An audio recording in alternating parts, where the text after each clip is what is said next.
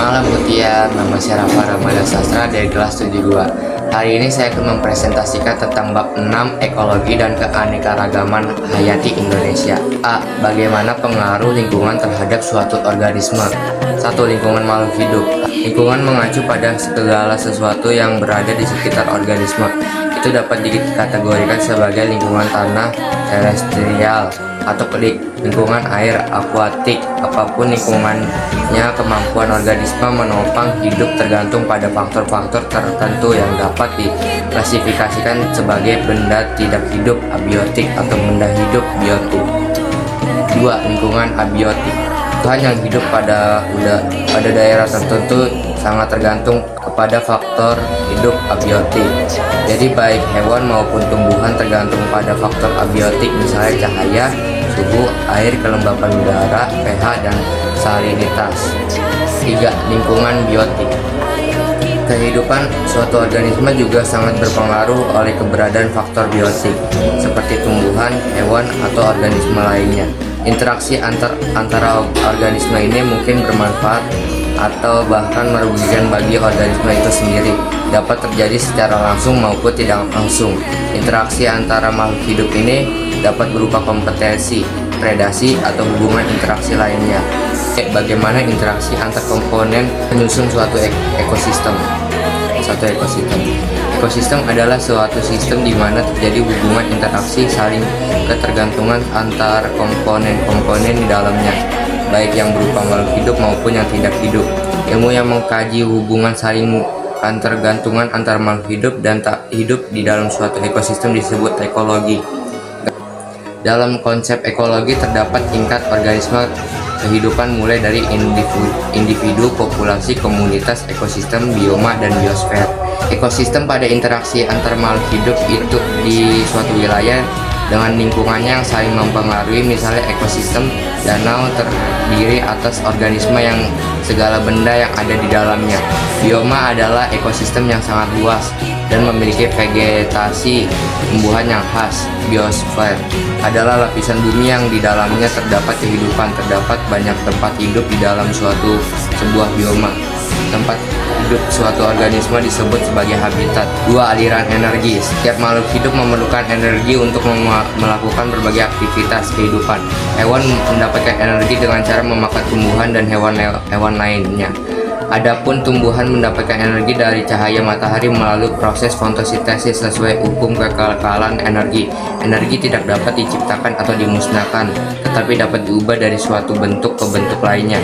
Energi cahaya dari matahari diubah oleh tumbuhan menjadi energi kimia melalui proses fotosintesis. Energi tersebut berpindah ke organisme lainnya melalui proses rantai makanan. Rantai makanan adalah proses perpindahan energi dari suatu makhluk hidup ke makhluk hidup lainnya melalui peristiwa makan dan dimakan. 3. Daur biogeokimia. Air merupakan salah satu senyawa yang memiliki siklus atau daur di dalam unsur-unsur kimia beredar di lingkungan. Proses tersebut terjadi berulang-ulang dan tak terbatas. Air merupakan zat yang sangat dibutuhkan oleh semua makhluk hidup. Siklus lain yang sering ditemukan di alam adalah siklus oksigen dan karbon. Menyerap karbon dioksida dan menghasilkan oksigen melalui fotosintesis. Oksigen digunakan oleh manusia dalam proses respirasi. Respirasi menghasilkan karbon dioksida yang dilepaskan ke udara. Makhluk hidup yang mati diurai oleh dekomposer menghasilkan karbon dioksida. Jasad yang mati menghasilkan fosil berupa bahan bakar. Bahan bakar yang mengandung karbon ini jika digunakan akan menghasilkan karbon dioksida. 4. Interaksi antar komponen ekosistem. Kompetensi merupakan suatu interaksi yang merugikan kedua makhluk hidup yang terlibat. Interaksi ini terjadi ketika dua organisme atau bersaing untuk mendapatkan sumber daya yang sama dan terbatas. Predasi mengacu pada hubungan yang menguntungkan terhadap satu pihak, sedangkan pihak lain mengalami kerugian. Predasi merupakan interaksi antar satu makhluk hidup yang memangsa makhluk hidup lainnya. Contohnya adalah burung yang memangsa belalang. Herbivori merupakan interaksi yang melibatkan antara herbivora dengan produsen. Salah satu pihak akan dirugikan atau diuntungkan. Dalam interaksi herbivori ini, contohnya adalah belalang yang memakan rumput. Simbiosis dalam ruang lingkup ini mempelajari mengenai hubungan erat antara populasi yang menempati habitat yang sama. Simbiosis dapat dibagi menjadi tiga, yaitu parasitisme, mutualisme, dan komensalisme. Parasitisme adalah hubungan ketika salah satu organisme yang disebut parasit mendapat keuntungan sedangkan organisme lain yang disebut inang dirugikan. Contoh simbiosis parasitisme adalah benalu yang hidup di pohon serta cacing parut pada tubuh manusia. Mutualisme adalah hubungan yang menguntungkan kedua pihak. Contohnya simbiosis mutualisme adalah kupu-kupu dengan tumbuhan berbunga. Komensalisme adalah hubungan yang menguntungkan salah satu pihak tetapi pihak lain tidak mendapatkan keuntungan atau kerugian. Contohnya simbiosis komensalisme adalah tanaman anggrek yang menempel pada batang pohon. Apa perbedaan keanekaragaman hayati Indonesia dengan di belahan dunia lainnya? 1. Persebaran flora dan fauna di Indonesia.